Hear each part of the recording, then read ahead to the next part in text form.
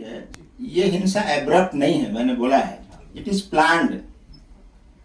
और उसके लिए बाकायदा प्रोवोकेशन हुआ है, उसके लिए सब चीजें हुई हैं, लाठी डंडे हथियार तलवारें लेकर लोग निकले हैं। आखिर एक धार्मिक जुलूस में इस तरह की चीजें होना वो क्या क्या संकेत देता है?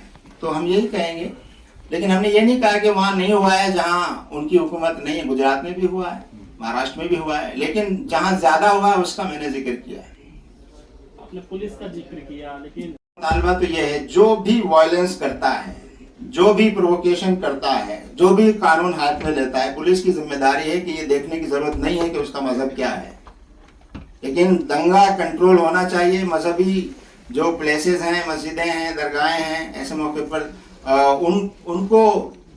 उनको जिस तरह से उनका अपमान करने की कोशिश की गई है, तो ये उसको रोकना पुलिस की जिम्मेदारी है। अगर कहीं दंगा हुआ है तो उसमें पुलिस की लापरवाही, इंटेलिजेंस एजेंसीज की लापरवाही यकीनन हो कही जाएगी। के जरिए यही कह रहे हैं कि लोग प्रोवोक न हो, जितना हो सके पेशेंस से काम लें और वो करें। ये काम असल में पुलिस और लॉ एनफोर्सिंग एजेंसीज का है। और कई जगह ऐसे भी वाकयात हुए हैं कि मुसलमान बाकायदा इन जुलूसों में उन्होंने खिदमत भी की है, उनका इस्तकबाल भी किया है, वो रिपोर्ट भी मीडिया में आनी चाहिए। ऐसे वाकयात भी हुए हैं। तो इसलिए, लेकिन दंगा और फसाद तभी हो सकता है जब पुलिस अगर रोकना चाहे, तो वो कभी होगा नहीं। अगर पुलिस रोकना ना चाहे तो ये सब होता है। सलीम साहब, मेरा ये सवाल है कि जब ये हिंसा एब्रप्ट नहीं है, मैंने बोला है, इट इज प्लान्ड।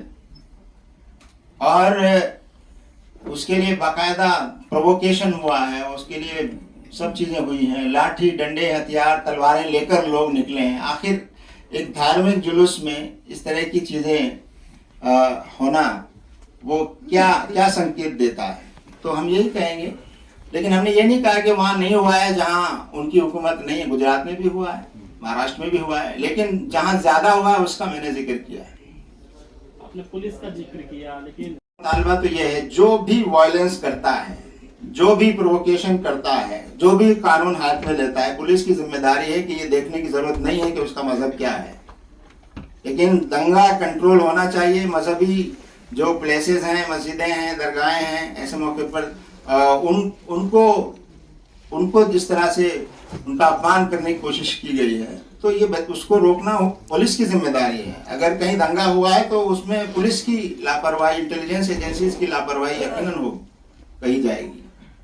के जरिए यही कह रहे हैं कि लोग प्रोवोक न हो, जितना हो सके पेशेंस से काम लें और वो करें। ये काम असल में पुलिस और लॉ एनफोर्सिंग एजेंसीज का है।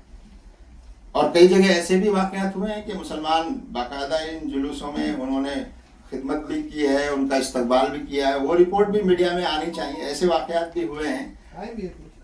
तो इसलिए, लेकिन दंगा और फसाद तभी हो सकता है जब पुलिस अगर रोकना चाहे, तो वो कभी होगा नहीं। अगर पुलिस रोकना ना चाहे तो ये सब होता है। सलीम साहब, मेरा ये सवाल है कि जब